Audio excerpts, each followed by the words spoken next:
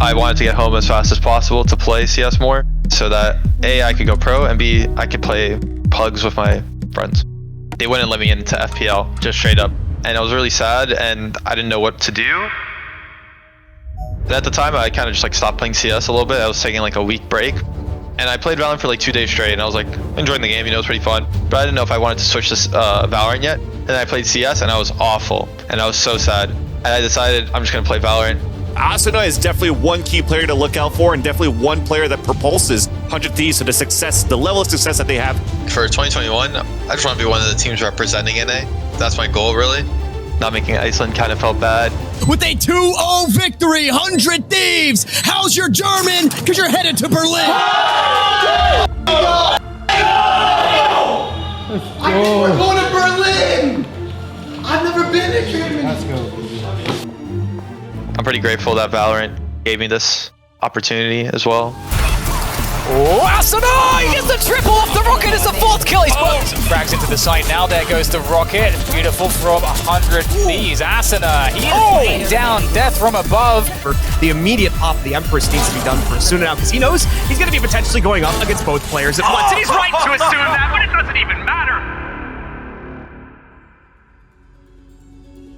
Well, like most people, my older brother, no, I'm kidding. My older cousin gave me the game and he said this was a cool game and you should play it. And I was like, yeah, sure. And he was like Gold Nova 2 and I was not Gold Nova 2 level. And I was pretty sad and lost a lot. And then I quit for like 2 months and then all my friends decided to start playing Counter-Strike. When I was going to 9th grade, I said, all right, let me try going pro. I don't have anything to do in life at the moment. Peter Asuna Mazuryk's start in FPS esports will sound familiar to a lot of you. An older relative introducing him to Counter-Strike, getting serious about it in his teens, and leaving his friends in the dust. We went from like Silver 2 to like Supreme Global. It also sucked whenever you have to like leave your friends behind because you're like a higher rank now. But that was like how I got first introduced to the game. It was pretty fun experience, just 5 stacking. Asuna cut his teeth in open qualifiers for big tournaments, winning the odd ESEA event here and there and attending several LANs before things moved online in 2020.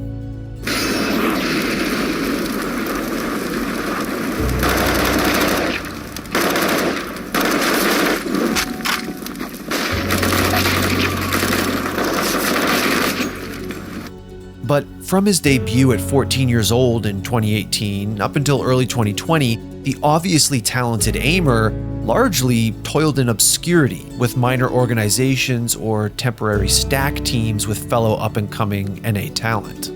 Despite feeling talented enough, the opportunity for Asuna to step into the Tier 1 CSGO scene in North America never came.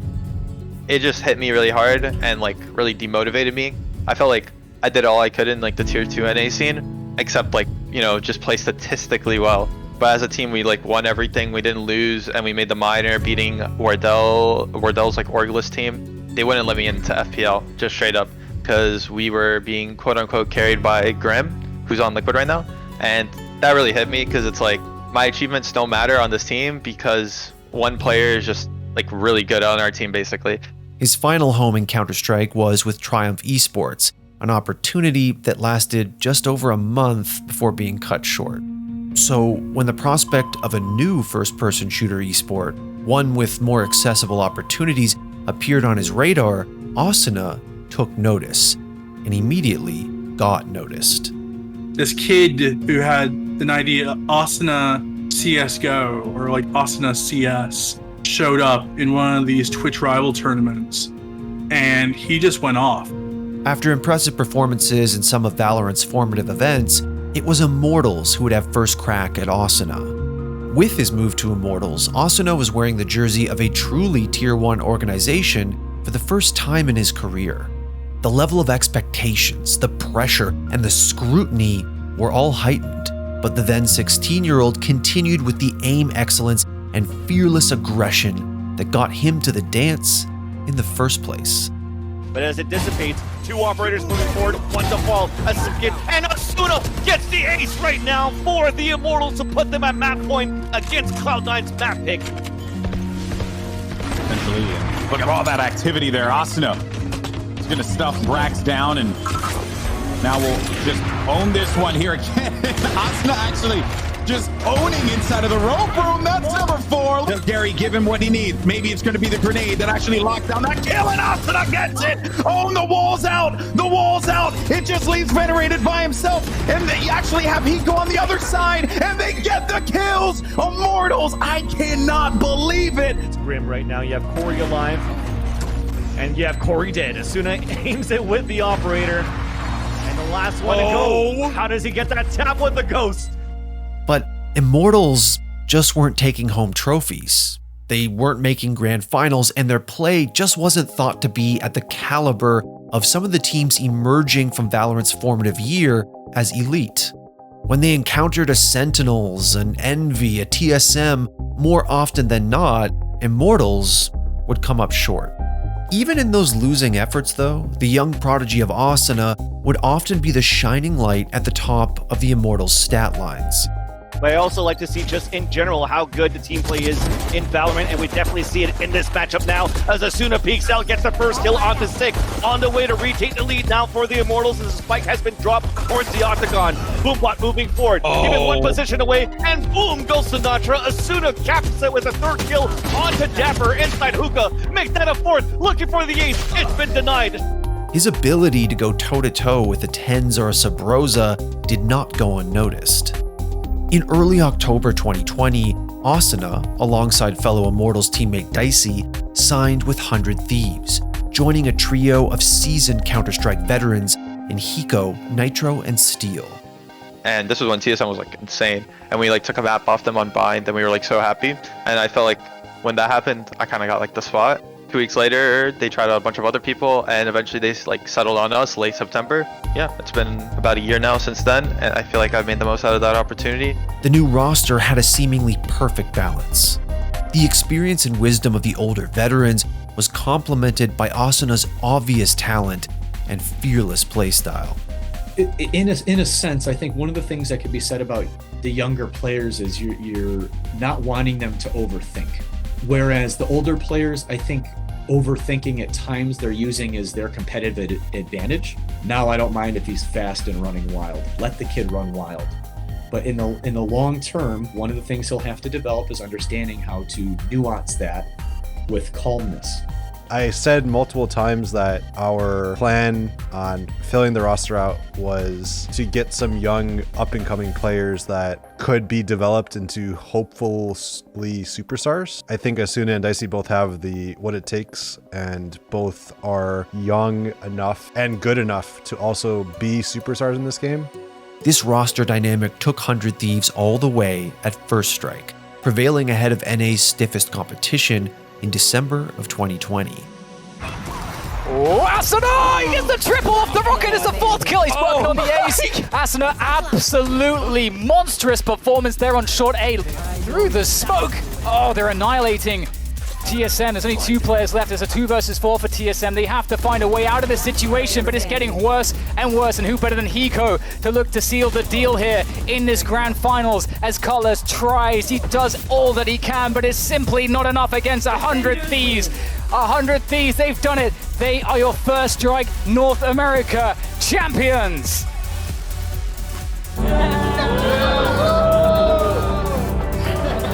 With all of the love to all of the other orgs as well, I think it's very, very clear to say today that 100 Thieves is the best, the #1 Valorant team in A.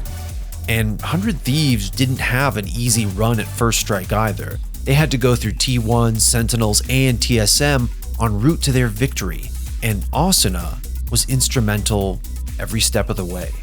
Hiko told us, he said, listen, Asuna is way up there. That man's true. Asuna is definitely one key player to look out for, and definitely one player that propulses 100 Thieves to the success, the level of success that they have today and into the future. I have nothing but high expectations and high hopes for 100 Thieves now. First Strike was kind of his moment for stepping onto the limelight, right? I think people were talking about Asuna back then.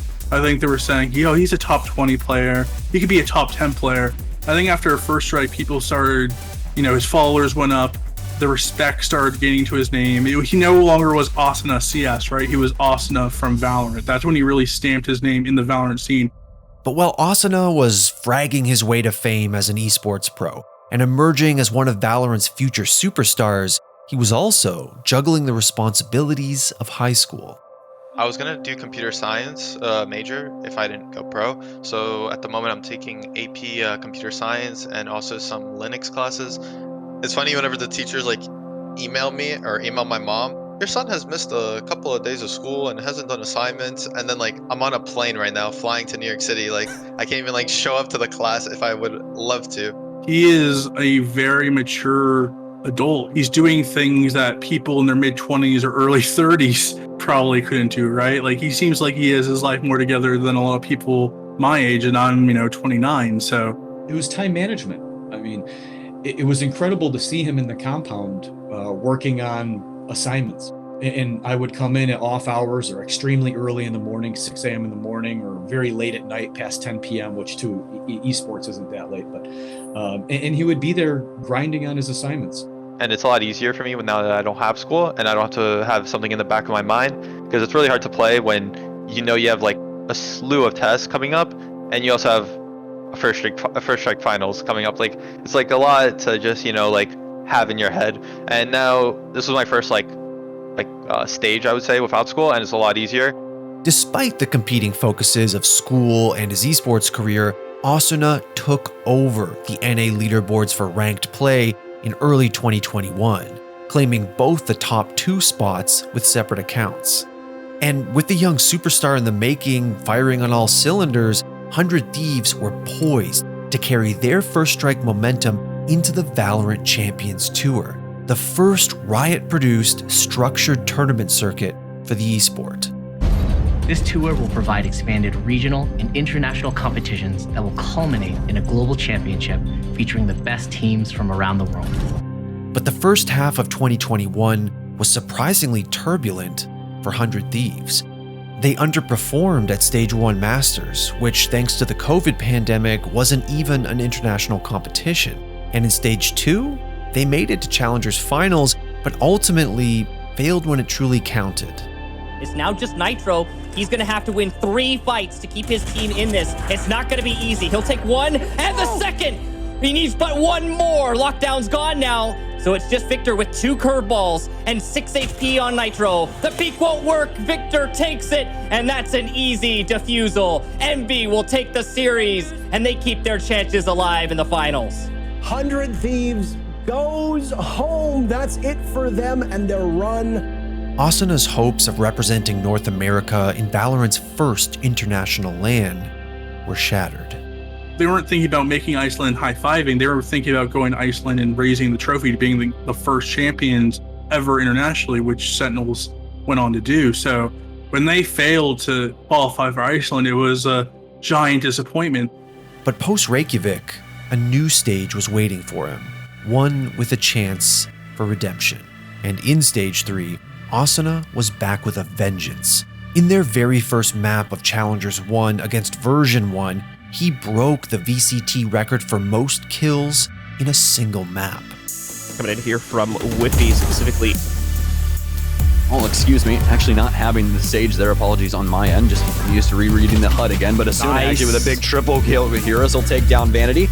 The immediate pop of the Empress needs to be done for Asuna now, because he knows he's going to be potentially going up against both players at once, and he's right to assume that, but it doesn't even matter. The Thief in version 1 moving quite forward now. Asuna finds a nice frag with the one-way. We're back down to equal man count as well. No slowing down now, and of course it's Asuna. Asuna being forceful yet again, though, and he's going to get a kill because of it. Whippy not prepared for anyone to rotate that early. Literally no one holding that site, but now there's going to be a very glaring issue here. 4v1 in their post-play. They've only got 1 player on the site. The one who was supposed to flank and surprise has already been caught. Everything's down to Vanity, and he doesn't stand a chance. Out into the open, there's 3 players already aimed onto him. Asuna finally gets the definitive defuse, and 100 Thieves with a final score of 19-17 close things out. I could call it the X factor, but really it's the Asuna factor. That's what we got to call it at this point, because when you drop 48 kills inside of a singular map. By the way, guys, Asuna in his last series that went the full distance, the entire series he had 60 kills. I want you to think about that one for a second. And for Challengers playoffs, 100 Thieves stepped on the gas, taking out FaZe Clan, Xset, and Team Envy to punch their ticket to Stage 3 Masters in Berlin.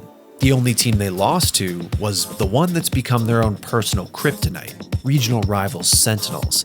Again, Asuna was pivotal in their qualification. So they're going to just pivot back to A and try to do the same thing, and Asuna's going to be here to maybe get his pick and dash away. That's no running back left. And a second for Asuna. Oh my goodness.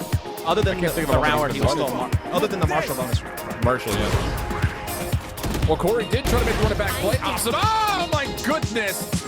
Fall back out of death, but Asuna just dashing on in. The aim is strong. He finds Aaron. Second though out in mid. It's lurk for lurk. It's death to fell Nitro and steal to fall in mid as well. Asuna still on the site. The shot is so crisp. He's looking for the ace 3 already for the young Jet. The spray is good. It's 4 for Asuna. Now left to Zekin to clutch, and Asuna spraying away. Asuna has the ace.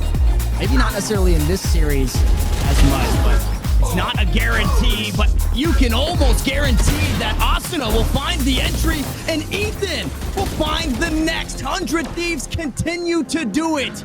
A 1-2 punch to open up the B site and to continue pushing forward. In a 1v2 situation to try and hang on to get us to OT. To secure the spot in Berlin, they just can't do it. With a 2-0 victory, 100 Thieves, how's your German? Because you're headed to Berlin. 100 Thieves, my God, it was an incredible comeback. We're going to Berlin! I've never been to Germany. Let's go, baby. Let's go, boys. Hey, who cares? A win is a win. Win, Oh, Nick, you're All sense of confidence, man. That's all. Good job. Good job. Asuna heads into Berlin, Valorant's biggest event to date, as one of the most feared players in attendance. I think he's not someone who's going to back away from the challenge. I think when Asuna sees all these giants and all these, top tier players like Cena and Tens, instead of balking at the challenge, I think he's going to say, let's make some magic happen. Let's go. Going into Berlin, a stage grander than one he's ever competed on, Asuna has the platform to truly transition from Prodigy to Superstar, if he steps up to the challenge. Now is just the idea of becoming comfortable with going to the top of the mountain, and if you said, well, he's in that, upper echelon, which certainly he is. Now you have to go, hey, I'm supposed to be here, no big deal. I know it feels kind of odd and unique, and this is who I am, and accept it. Asuna may already be one of Valorant's very best players in many people's eyes, but what will truly keep his competitors up at night is the fact that he still has so much room to grow. Age is on his side, big LAN experience is on the horizon, seasoned pros surround him, and on 100 Thieves, he's perfectly positioned to fulfill his destiny. Where do I see Peter in 5-10 years from now? Wherever he wants to be. For Asuna, the sky is not only the limit, it's above the sky, right? He should go to the stars. They want hardware. There's a reason why Nadeshot invested so much money into this 100 Thieves squad. Why he transferred and paid money to Immortals to bring Asuna here. He, like everyone else, has seen the potential that this young man has. Looking in the future, 5 to 10 years from now, I don't want to talk about if Asuna's, one of the greatest of all time, or how many world championships he's won. But I do think a decade from now, when we talk about the history, the legacy of Valorant, I don't think we'll be able to talk about it without mentioning Asuna's name.